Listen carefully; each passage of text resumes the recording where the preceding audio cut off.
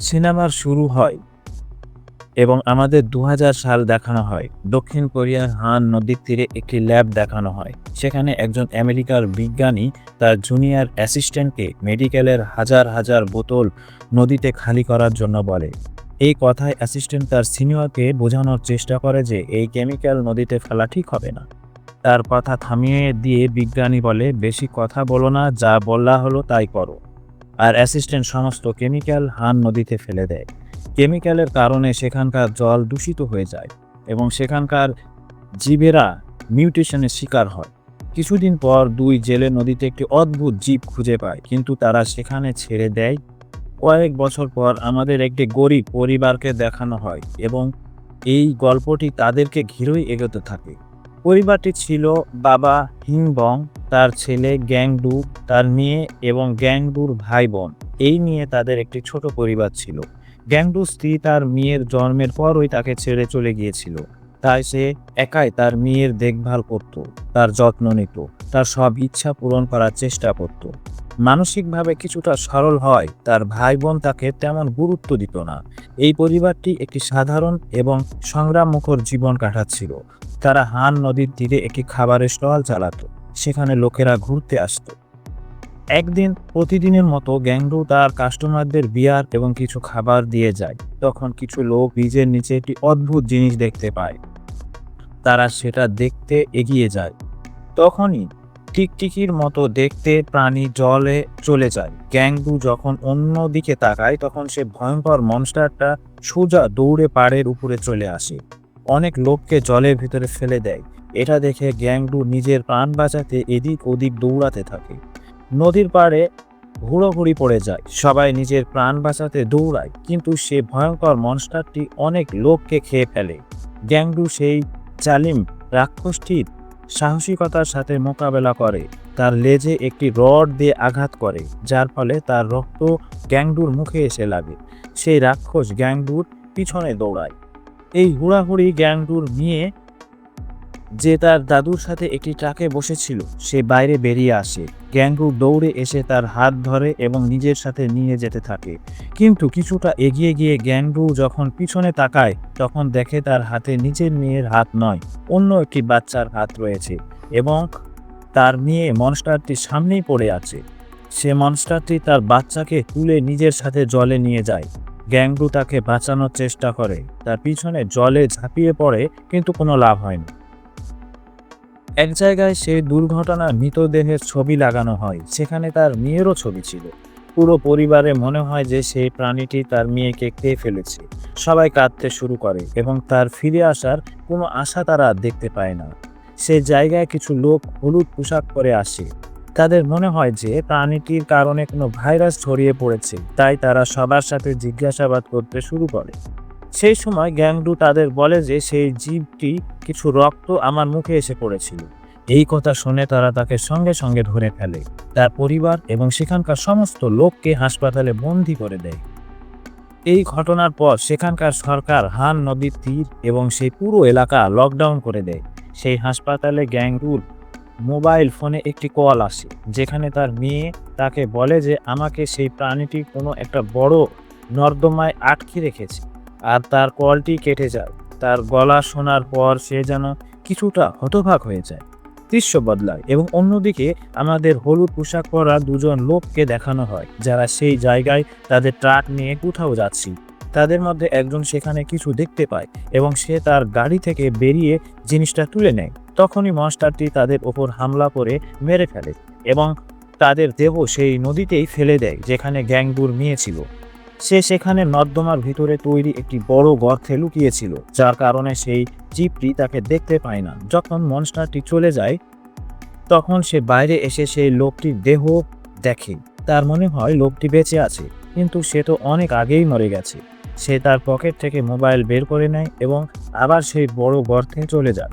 অন্যদিকে আমাদের হাসপাতালের দৃশ্য দেখানো হয়, যেখানে গ্যাংডু একজন অফিসারকে তার মেয়ের কল আসার কথা এবং তার বেঁচে থাকার কথা জানায়, কিন্তু সে অফিসার তার কথা বিশ্বাস না করে তাকে পাগল বলে। তখন তার ভাই মাঝে এসে অফিসারকে বলে, তোমার যে নাম্বার থেকে কল এসেছে সেটা ট্রেস করো। তখন সে পুলিশওয়ালা তার কথা এই বলে এড়িয়ে দেয় যে এখন আমি একজন পাগলের কথা কল ট্রেস করব। এই কথা শোনার পর গ্যাংডুর ভাই রেগে যায় এবং সেই অফিসারের সাথে ঝগড়া করতে শুরু করে। মাঝে গ্যাংডুর বোনও আসে, কিন্তু সেই অফিসার তবুও মানে না। তার কাছে গ্যাংডুর কথাগুলো বাজে বোকা মনে হয়, তাই সে সাহায্য করতে সরাসরি অস্বীকার করে। তাদের সাহায্য করার জন্য কেউ রাজি হয় না। তো তারা নিজেরাই মেয়েকে বাঁচানোর জন্য একটি পরিকল্পনা তৈরি করে। তারা হাসপাতালের কর্মীদের ফাঁকি দিয়ে সেখান থেকে পালানোর চেষ্টা করে, কিন্তু সেখানকার একজন মহিলা কর্মী গ্যাংডুকে তার টুলের জন্য চিনে ফেলে এবং সমস্ত কর্মীদের জানিয়ে দেয়। হাসপাতালের সমস্ত কর্মী এবং অফিসাররা মিলে তাদের ধরার জন্য তাদের পিছনে দৌড়ায়। নিচে একটি গাড়ি দাঁড়ানো ছিল, যাতে বসে তারা সেখান থেকে পালিয়ে যাওয়ার এবং যারা তাদের পালাতে সাহায্য করছিল তাদের কিছুটা টাকা দিয়ে এবং বিনিময়ে তাদের কাছ থেকে নিজেদের প্রয়োজনে কিছু জিনিসও নিয়ে নেয়। তাদের কাছে হান নদীর একটি মানচিত্র ছিল। তাদের পরিকল্পনা ছিল যে তারা সেই মানচিত্রের মাধ্যমে তাদের বাচ্চাকে খুঁজে বের করবে। তারা তাদের গাড়িতে বসে সেখান থেকে সেই জায়গার উদ্দেশ্যে রওনা হয় যেখান থেকে মনস্টারটি তাদের বাচ্চাকে তুলে নিয়ে গিয়েছিল। কিন্তু মাঝপথে তারা একটি চেক পোস্ট দেখতে পায়। পুলিশ তাদের থামিয়ে দেয়, কিন্তু তাদের মতো পোশাক এবং মাস্ক আলা পুলিশরা তাদের আইডি কার্ড দেখতে বলে। পরিস্থিতি বুঝতে পেরে গ্যাংডুর বাবা তাকে কিছু টাকা দেয় এবং এগিয়ে যায়। সামনে গিয়ে তারা নদী প্রত্যেক কোণ তাদের সার্চ অপারেশন চালু করে দেয়, কিন্তু তারা তখন পর্যন্ত কিছুই খুঁজে পায়নি। এখন জায়গায় তারা কিছু আওয়াজ শুনতে পায়। তাদের মনে হয় মনস্টারটি তাদের কাছেই আছে। তারা তাদের বন্দুক দিয়ে গুলিও চালায়, কিন্তু সেখানে কিছুই ছিল না। সেই জায়গায় এক বাবা এবং তার ছোট ছেলেও ছিল। তারা এদের দেখে লুকিয়ে পড়ে। দুজনেই খিদে পেয়েছিল, তাই তারা নিজেদের খাবারের ব্যবস্থা করার জন্য একটি দোকানে যায় এবং সেখানকার সমস্ত খাবার জিনিস চুরি করে নিজেদের সাথে নিয়ে বেরিয়ে আসে। কিন্তু ভাগ্য এতটাই খারাপ ছিল যে সেই মনস্টারটি তাদের পিছনে লেগে যায় এবং তাদের মেয়ে নিজের সাথে নিয়ে যায়। গ্যাংটু তার বাবা এবং তার দুই ভাই বোন সেই জায়গাতেই আসে যেখানে কিছুক্ষণ আগে সেই বাবা ছেলে এসেছিল। তারা সেখানে সেই খাওয়ার। অন্যদিকে আমাদের গ্যাংটুর মেয়ে দেখানো হয়, সে নর্দমা তখনই বেঁচে ছিল। তখনই সে সেখানে প্রাণীটি নিজের সাথে সেই বাবা ছেলের লাশ নিয়ে আসে। তাকে দেখে গ্যাংটুর মেয়ে মরে যাওয়ার অভিনয় করে। সে রাক্ষসটি তাদের দেহ তার কাছ থেকে ফেলে দিয়ে চলে যায়। তাদের মধ্যে সেই বাচ্চাটি তখনও বেঁচে ছিল। গ্যাংটুর মেয়ে তাকে নিজের সাথে অন্য গর্তে নিয়ে যায় এবং তাকে শান্ত করে। অন্যদিকে আমাদের গ্যাংটুর পরিবারকে দেখানো হয়, যারা তখনই সেখানে বসে খাচ্ছিল। তারা এতটাই ক্লান্ত ছিল যে ঘুমিয়ে পড়ে। ধীরে ধীরে সকাল হয়ে যায়। গ্যাংটুর বাবা যখন বাইরে তাকায় তখন সে সেই প্রাণীকে দেখতে পায়। সে নিজের বন্দুক বের করে তার ওপর একটি গুলি চালায়। তাদের গুলিটা তার গায়ে লেগে যায়, কিন্তু প্রাণীটি পুরোপুরি রেগে গিয়েছিল এবং সে তার পুরো শক্তি দিয়ে সেই ট্রাকের উপর হামলা করে। এরা সবাই তার উপর গুলি চালায়। তাকে সে কিছুটা আহত হয়ে পড়ে যায়। গ্যাংটু এবং তার বাবার মনে হয় যে সে মরে গেছে, কিন্তু সে বেঁচে ছিল। গ্যাংটুর ভাই তাকে পিছন থেকে এসে তার ওপর গুলি চালাতে শুরু করে। তখন প্রাণীটি উঠে নিজের প্রাণ বাঁচাতে পালিয়ে যায়, কিন্তু এরা তখনই তার পিছু ছাড়ে না এবং সব কটা গুলি নষ্ট করে দেয়। কিন্তু সে প্রাণীটি এত সহজে যাওয়ার পাত্র ছিল না। সে আবার ফিরে আসে এবং গ্যাংটুর বাবাকে পেছন থেকে ধরে মেরে ফেলে। গুলি শেষ হয়ে যাওয়ায় তারা আর কিছুই করতে পারে না। গ্যাংটু এবং তার দুই ভাই বোনের চোখের সামনে তাদের বাবাকে সেই রাক্ষসটি মেরে আবার জলে চলে যায়। সেই সময় সেখানে কিছু পুলিশ এসে পড়ে। তাদের দেখে গ্যাংটু তার ভাই বোনের পালাতে বলে এবং নিজে পুলিশের হাতে ধরা দেয়। অন্যদিকে আমাদের খবরে জানানো যায় যে পাক গ্যাংটু পুরো পরিবার এই ভাইরাসে আক্রান্ত হয়েছে এবং এখন পুলিশ পাক গ্যাংটুর ভাই ও বোনের খুঁজে রয়েছে। সরকার এই পরিবারের ওপর পুরস্কারও ঘোষণা করেছে। দৃশ্য বদলায় এবং আমাদের গ্যাংটু ভাইকে দেখানো হয় যে তার পুরনো বন্ধুর কাছে এসেছে। সে তাকে বলে, আমার তোমার সাহায্য দরকার কলের লোকেশন বের করার জন্য। তার বন্ধু এই কথায় রাজি হয়ে যায় এবং তাকে নিজের সাথে একটি বড় বিল্ডিংয়ে নিয়ে যায়। তারা কম্পিউটারে দেখতে শুরু করে।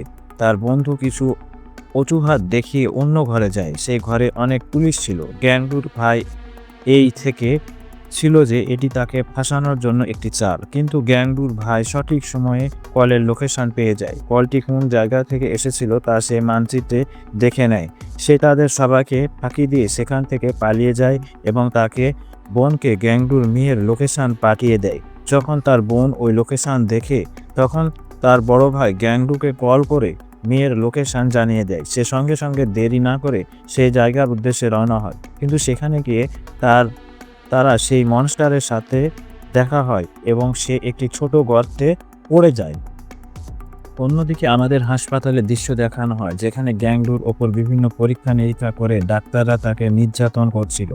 গ্যাংডুর ডাক্তারদের জানায় যে আমার মেয়ের লোকেশন আমি জানি, আমাকে যেতে দাও, কিন্তু কোনো ডাক্তার তার কথা মানে না। তাকে জোর করে অজ্ঞান করার ইঞ্জেকশন দেওয়া হয়, কিন্তু সে অজ্ঞান হয় না।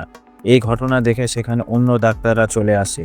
তাদের মধ্যে একজন ডাক্তার সেখানে গ্যাংডুকে সেই সত্যিটা জানিয়ে দেয় যে ভাইরাস বলে কোনো জিনিসই নেই। সরকার শুধু চায় না যে লোকেরা এই সত্যিটা জানুক, তাই এই পরিবারকে টার্গেট করা হয়েছে।